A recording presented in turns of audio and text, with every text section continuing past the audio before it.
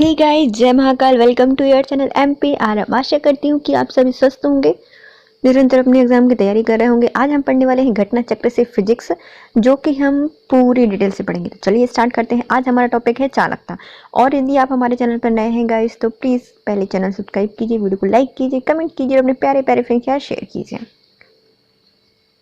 किसी पदार्थ के परमाणु में जो इलेक्ट्रॉन नाभिक के समीप की कक्षा में होते हैं, वे नाभिक के धन आवेश द्वारा प्रबल आकर्षण बल से बंधे होते हैं। देखो, कोई पदार्थ है, उसके जो परमाणु में जो इलेक्ट्रॉन्स होते हैं वो क्या होते हैं, जो उसके नाभिक के पास कितनी कक्षा में इलेक्ट्रॉन घूम रहे होते हैं, वो नाभिक के धन आवेश द्वारा प्रबल आकर्षण बल से बंधे होते हैं। क्योंकि इलेक्ट्रॉन क्या होता है, नेगेटिव होता है, और नाभिक में क्या होता है, पॉजिटिव होता है। परंतु नाभिक से दूरी वाले जो कक्षा के इलेक्ट्रॉन होते हैं, उन पर बल बहुत कम होता है। जितनी ज़्यादा दूर कक्षा होगी, उस पर उतना ही जो आकर्षण बल है वह कम होगा। अतः इन बाह्य जो आउटर इलेक्ट्रॉन होते हैं, उनको उनके स्थान में आसानी से हटाया जा सकता है। मतलब जो बाहर के हैं तो उन पर बल कम है, वो बहुत कम फोर्स से अपने ओर खींच रहा है, तो उसको बाहर से अपन आराम से निकाल सकते हैं, हटाया जा सकता है। इनमें से अनेक इलेक्ट्रॉन तो अपने परमाणुओं से अलग होकर पूरे पदार्थ में यादृच्छिक या फिर अनियमित गति करते रहते हैं। तो जो कुछ ऐसे परमाणु होते हैं जो कि अपने इलेक्ट्रॉन्स, मतलब एक कुछ इलेक्ट्रॉन्स ऐसे होते हैं जो अपने परमाणु से अलग हो जाते हैं कहीं पर भी, और कहीं पर भी जुड़ जाते हैं और अपनी इच्छा से घूमते रहते हैं। इन्हें मुक्त इलेक्ट्रॉन कहा जाता है।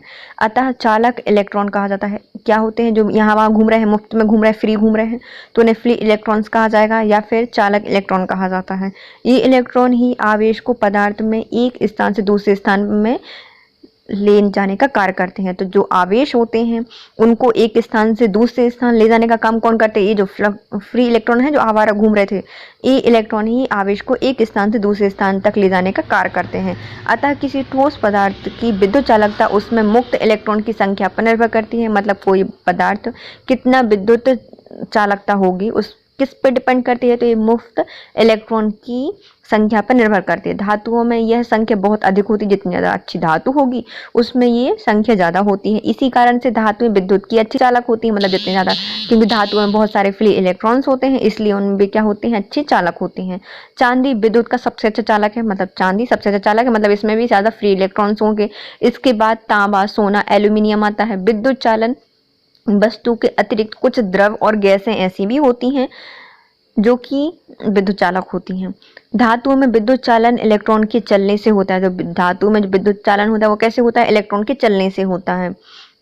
जबकि द्रव और गैसों में जो धन और ऋण आयन होते हैं, उनके चलने से होता है। देखो, धातुओं में जो विद्युत है, उसका चालन कैसे हो रहा है? फ्री इलेक्ट्रॉन्स के कारण हो रहा है। लेकिन द्रव और जो गैस होती हैं, उनमें जो उनके धन आयन या ऋण आयन होते हैं, उनके चलने से विद्युत का चालन होता है। गैसों में विद्युत चालन बहुत निश्चित दाब परास, जो कि होता है लगभग 10 मिलीमीटर से 10⁻³ मिलीमीटर पारे में होता है।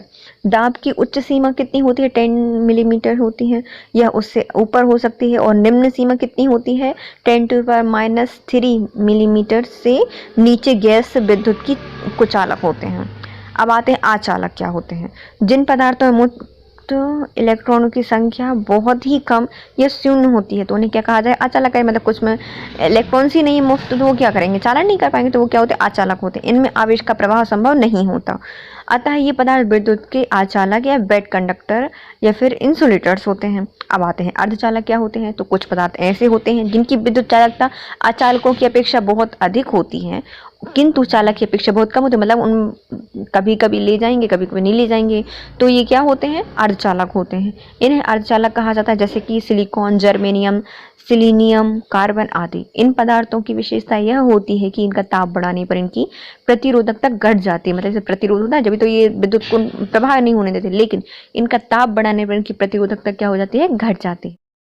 इन पदार्थों की विशेषता यह है कि इनका ताप बढ़ने पर इनकी प्रतिरोधकता घट जाती है। मतलब ताप बढ़ेगा, इनकी प्रतिरोधकता कम हो जाएगी, अर्थात इनका प्रतिरोध ताप गुणांक ऋणात्मक होता है। तो इनका जो प्रतिरोध ताप गुणांक होता है वो ऋणात्मक होता है। इस प्रकार अर्धचालकों की चालकता पर ताप का प्रभाव चालकों के विपरीत होता है।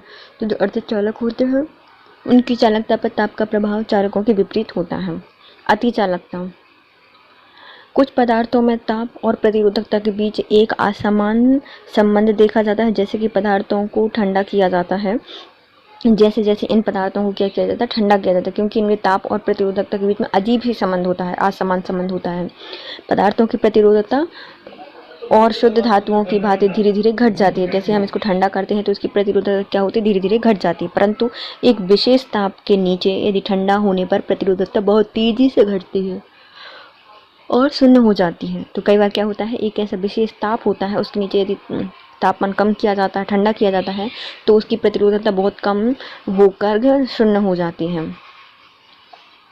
उदाहरणतः पारे की प्रतिरोधकता 4.2 के ताप पर अचानक शून्य हो जाती है। इस घटना को अतिचालकता कहते हैं। जब प्रतिरोधकता कितनी हो रही है, 4.2 के ताप पर अचानक शून्य हो जाता है, तो यह घटना को अतिचालकता कहते हैं। तथा ठंडे किए गए पदार्थ को अतिचालक कहा जाता है। जो पदार्थ है उसको क्या कहा जाता है, अतिचालक कहा जाता है। यह घटना अति निम्न तापों पर 10 के से 0.1 के तक हो सकती है। यह ताप जिस पर प्रतिरोधकता अचानक शून्य हो जाती है उसे संक्रमण ताप या ट्रांजिशंस टेम्परेचर कहा जाता है, जो विभिन्न पदार्थों के लिए भिन्न भिन्न होता है। अतिचालकता का गुण सभी पदार्थों में नहीं पाया जाता। जो पदार्थ सामान्यतः चालक होते हैं, जैसे तांबा, चांदी, सोना, लिथियम, सोडियम, इनमें 1 के से भी नीचे तक, जो छोटी भिन्न तक के नीचे ताप पर भी इसकी अतिचालकता का गुण नहीं पाया जाता। इसके विपरीत कुछ धातु ऐसी होती हैं तथा मिश्र धातु जैसे कि टंगस्टन, कैडमियम, एल्यूमिनियम, टिन, शीशा क्रमशः 0.01 के, 0.56 के और 1.19 के, 3.7 के और 7.2 के ताप पर अतिचालकता पदार्थों में होते हैं। अतिचालक पदार्थों के निम्न प्रयोग होते हैं। तो अतिचालक पदार्थों का प्रयोग क्या किया जाता है, तो ऊष्मा को विद्युत तारों में बिना किसी प्रतिरोधात्मक हाश के भेजा जा सकता है। तो मतलब जो विद्युत तार हैं उनमें ऊष्मा को बिना किसी भी प्रतिरोधकता के या प्रतिरोध के बिना हाश हुए उसको भेजा जा सकता है तथा संग्रहित किया जाता है, मतलब स्टोर कर सकते हैं। पावर कंपनी द्वारा मांग कम होती है तब प्रतिरोध या विद्युत उत्पादित करके अतिचालक रिंगों में संग्रहित कर सकते हैं। मतलब यदि यहाँ पावर कम, जो कुछ पावर कंपनियां होती हैं उनको यदि कम मांग होती है तब क्या कर सकते हैं, जो विद्युत उत्पादित करके अतिचालक रिंग में संग्रहित कर लिया जाता है, जिससे अधिकतम मांग के दौरान दे सकते हैं। जब हमें अधिकतम मांग की जरूरत पड़ेगी हम उसका उपयोग कर लेंगे। अतिचालक विद्युत चुंबकों से प्रबल चुंबकीय क्षेत्र उत्पन्न किया जा सकता है। जो अतिचालक विद्युत चुंबक होते हैं इनसे प्रबल चुंबकीय क्षेत्र उत्पन्न किया जा सकता है, जिन्हें साधारण विद्युत चुंबकीय उत्पन्न नहीं कर सकता। जो साधारण विद्युत चुंबक होता है वो उत्पन्न नहीं कर सकता। अब आते हैं इससे संबंधित प्रश्न। अतिचालक का लक्षण क्या होता है, तो अतिचालकता का लक्षण होता है शून्य पारगम्यता। शून्य पारगम्यता होती है अतिचालकता का, ये अतिचालक का लक्षण। विद्युत चुंबक के संदर्भ में पारगम्यता किसी पदार्थ का वह गुण होती है जो उस पदार्थ के चुंबकीय क्षेत्र स्थापित किए जाने से उस पदार्थ द्वारा प्रदर्शित सहायता की मात्रा बताता है। तो उसको क्या बताता है, जो पदार्थ है उसके चुंबकीय क्षेत्र स्थापित किए जाने पर उस पदार्थ द्वारा प्रदर्शित सहायक की मात्रा बताता है, जिससे ग्रीक वर्ड म्यू से प्रदर्शित किया जाता है। यह परफेक्ट या पूर्ण अतिचालकता की पारगम्यता शून्य होती है। जितना ज़्यादा अतिचालक होगा तो उसकी पारगम्यता कितनी होगी, ज़्यादा शून्य होगी। अतिचालकता किस ताप पर अत्यधिक आर्थिक महत्व की हो सकती है जिसमें लाखों रुपए की बचत हो। तो अतिचालकता किस ताप पर अत्यधिक आर्थिक महत्व की हो सकती है जिससे लाखों रुपए की बचत हो, तो ये हो सकती है सामान्य ताप पर। यह अधिक या आर्थिक महत्व की हो सकती है सामान्य तापमान पर। फिर आती है अतिचालकता या सुपर कंडक्टिविटी की अवस्था में धातुओं का तापमान 0 डिग्री केल्विन के लगभग होता है, मतलब -273 डिग्री सेल्सियस हो जाएगा। यह तापमान भिन्न भिन्न वस्तुओं के लिए भिन्न भिन्न होता है। इस तापमान को प्राप्त करना काफ़ी व्यय साध्य होता है, मतलब बहुत ज़्यादा खर्चीला होता है। यदि अतिचालकता का गुण सामान्य ताप पर प्राप्त किया जा सके तो इससे बहुत धन की बचत हो सकती है। यदि तो हम सामान्य ताप पर ही अतिचालकता को प्राप्त कर सकते हैं तो इससे हमें बहुत सारा धन बच जाएगा।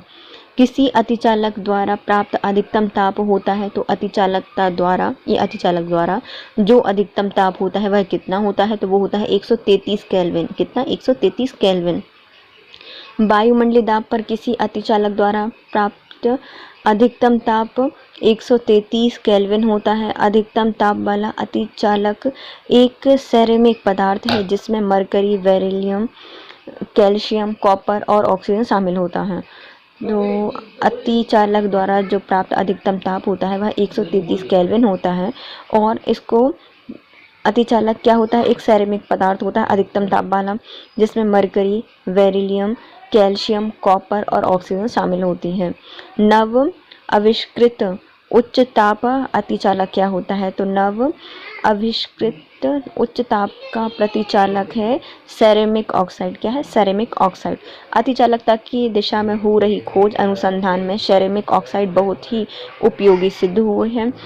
मृत्तिका युक्त धातुओं पर ही अतिचालकता के प्रयोग किया जा सकते हैं। जैसे कि मृत्तिका युक्त जो धातु होती हैं उन्हीं के ऊपर हम अतिचालकता का प्रयोग कर सकते हैं और इसमें सफलता भी मिलती है। अतिचालक युक्त मृत्तिकाएं thallium, beryllium, calcium, copper oxide से युक्त होती हैं। जो मृत्तिकाएं होती हैं अतिचालकता से युक्त मृत्तिकाएं होती हैं वो कैसी होती हैं? थेलियम की होती हैं, थेलियम की, बेरिलियम की, कैल्शियम की, कॉपर ऑक्साइड से युक्त होती हैं।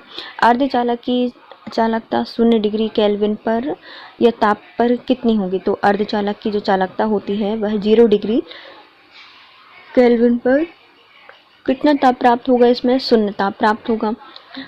ऐसे ठोस पदार्थ जैसे कि जर्मेनियम, सिलिकॉन, इनमें विद्युत चालकता चालक और अर्धचालक के बीच होती है। तो जो हमारे कोई भी ठोस पदार्थ होता है उसकी विद्युत चालकता चालक और अचालक के बीच होती है जिन्हें अर्धचालक कहा जाता है। परम शून्य ताप पर अर्धचालक एक आदर्श चालक या शून्य चालकता की भांति व्यवहार करता है। एक अर्धचालक में विद्युत चालन होता है इलेक्ट्रॉन्स और होल्स दोनों के द्वारा। तो कोई भी अर्धचालक है उसमें विद्युत का चलन कैसे होगा? इलेक्ट्रॉन्स और होल्स के द्वारा। अर्धचालक 2 प्रकार के होते हैं, एक तात्विक या प्राकृतिक या दूसरा अर्धचालक तथा बाह्य। तो तात्विक या प्राकृतिक अर्धचालक और दूसरा होगा बाह्य अर्धचालक। एक शुद्ध अर्धचालक जिसमें कोई अपद्रव ना मिला हो निज अर्धचालक कहा जाता है। मतलब ऐसा अर्धचालक जो कि बिल्कुल शुद्ध अर्धचालक हो, इसमें कोई उपद्रव नहीं मिला है, कोई भी धातु नहीं मिलाई गई है, तो उसे क्या कहा जाता है? निज अर्धचालक कहा जाता है। इस प्रकार शुद्ध जर्मेनियम और सिलिकॉन अपनी प्राकृतिक अवस्था में निज अर्धचालक होते हैं। जैसे जर्मेनियम, सिलिकॉन ये क्या होते हैं? अपनी ही प्राकृतिक अवस्था में निश्चालक होते हैं। इसमें विद्युत चालन इलेक्ट्रॉन या फिर कोटरों अर्थात होल्स दोनों की गति के कारण होता है। इसमें जो विद्युत का चालन होता है वो कैसे होता है? इलेक्ट्रॉनों और कोटरों अर्थात होल्स दोनों की गति के कारण होता है।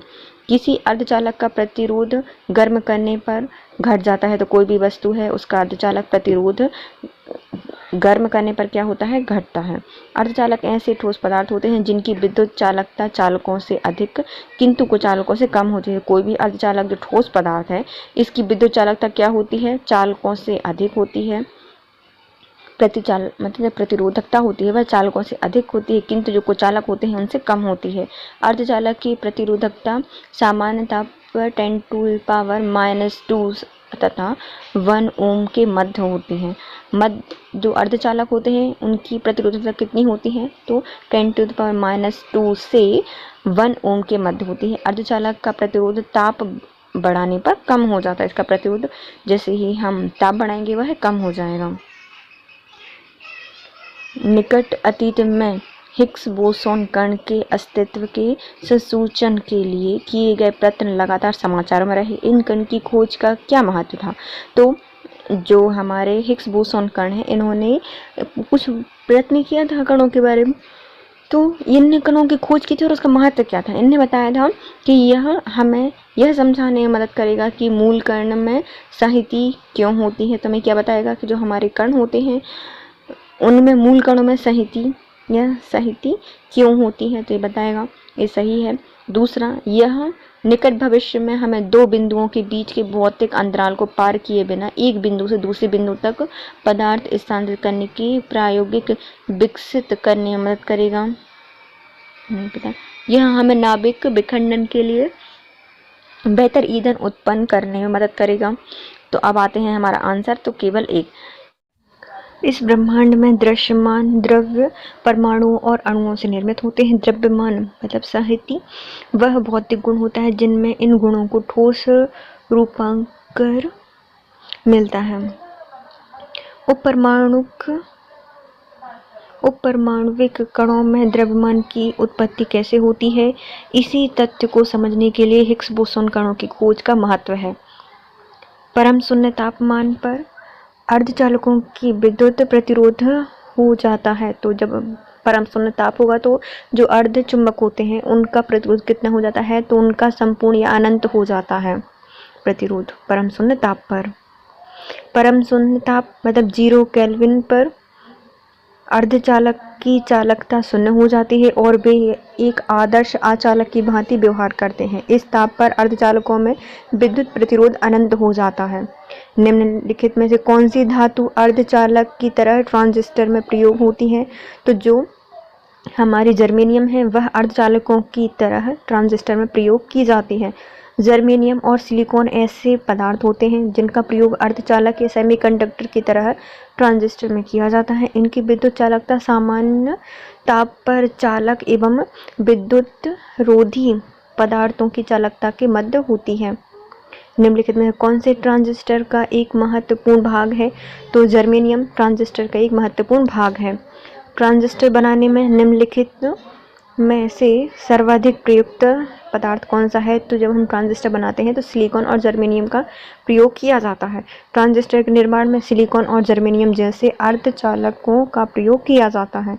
कथन, तड़ित चालकों को बनाने में लोहे की छड़ की अपेक्षा तांबे की छड़ को वरीयता दी जाती है, तो ये क्या है, सही है।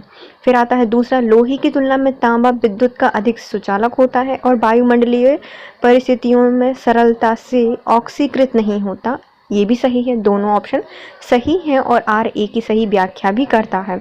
तो जो हमारे तड़ित चालक होते हैं वह एक धातु की चालक छड़ होती है जिसमें ऊंचे भवन की आकाशीय विद्युत से रक्षा की जाती है। मतलब जो बिजली चमकती है ना, उससे रक्षा करने के लिए क्या लगाया जाता है, तड़ित चालक लगाया जाता है। यह आकाशीय विद्युत आवेश से प्राप्त आवेश को सीधे पृथ्वी में भेज देते हैं और इस प्रकार इमारतों को नष्ट होने से बचाते हैं। तड़ित चालकों को बनाने में लोहे की अपेक्षा तांबे की बनी हुई छड़ों को वरीयता दी जाती है, क्योंकि तांबा लोहे की तुलना में अधिक सुचालक होता है और वह वायुमंडलीय परिस्थितियों में सरलता से ऑक्सीकृत नहीं होता। तड़ित या बिजली चमकने से वृक्षों में आग भी लग जाती है, क्योंकि इन पर अत्यधिक मात्रा में होता है। तो जब कभी कभी बिजली चमकती है या तड़ित होती है, तड़ित झंझावात आते हैं, तो इसमें क्या होती है, वृक्षों में आग लग जाती है, क्योंकि इसमें विद्युत ऊर्जा ज़्यादा होती है।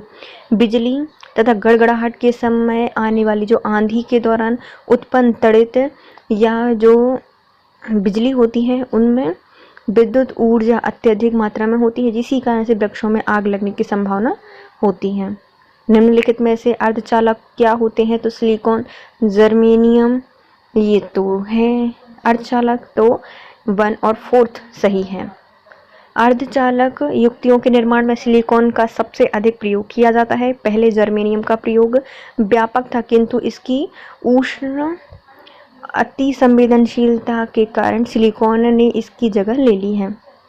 निम्नलिखित में से कौन सा अर्धचालक है, तो जो जर्मेनियम है वह एक अर्धचालक होता है। जर्मेनियम और सिलिकॉन अर्धचालक पदार्थ होते हैं। ऐसे पदार्थ के प्रत्येक परमाणु के संयोजी इलेक्ट्रॉन अपने समीप के परमाणु के एक संयोजी इलेक्ट्रॉन के सहयोग से संयोजक बंध की रचना करते हैं।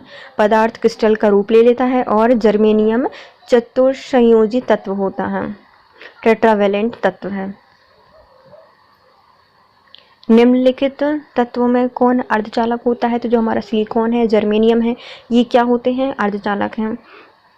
कुछ पदार्थ ऐसे होते हैं जिनकी विद्युत चालकता अचालकों की अपेक्षा बहुत अधिक होती है, परंतु चालकों की अपेक्षा बहुत कम होती है। इन्हें अर्धचालक कहा जाता है, जैसे कि सिलिकॉन और जर्मेनियम। भारत सरकार ने झामा के निर्यात पर पूर्ण प्रतिबंध लगा दिया है, क्योंकि इनमें से ऐसी धातु, ऐसा तत्व निकल सकता है जिनका प्रयोग ट्रांजिस्टर में होता है। यह निम्नलिखित में कौन सा तत्व है? तो जो हमारे झामा होते हैं, तो भारत ने झामा पर निर्यात पर बिल्कुल प्रतिबंध लगा दिया है, क्योंकि इससे हम क्या निकालेंगे? जर्मेनियम निकालेंगे, जो कि ट्रांजिस्टर में यूज होता है। झामा मतलब क्या होता है? जलाया हुआ कोयला होता है। इससे जर्मेनियम तत्व निकाले जाते हैं, जिनका प्रयोग हम ट्रांजिस्टर निर्माण में कर सकते हैं। इसके साथ हमारा आज का टॉपिक होता है complete guys. If you like my video please share, subscribe and comment. Thank you so much guys, have a nice day.